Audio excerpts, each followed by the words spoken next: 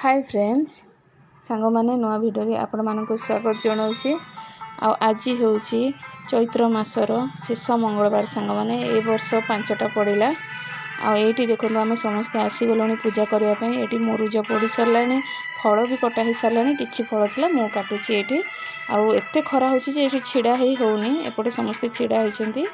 देखो आम माँ आसीगले माँ आमर अंटा और गोड़ सकाशे सांग मैंने चली पार ना कि तले भी बसी पारती तथापि से भारी कष्ट आसिकी मंगलवार दिन पूजा करके जाती। ये देखो माँ आसिले पूजा आरंभ हो। आज जेहेतु शेष मंगलवार समस्ते पिठापणा करते पिठापणा करू करू सांग मैंने डेरी हो गला 10:30 हो गला।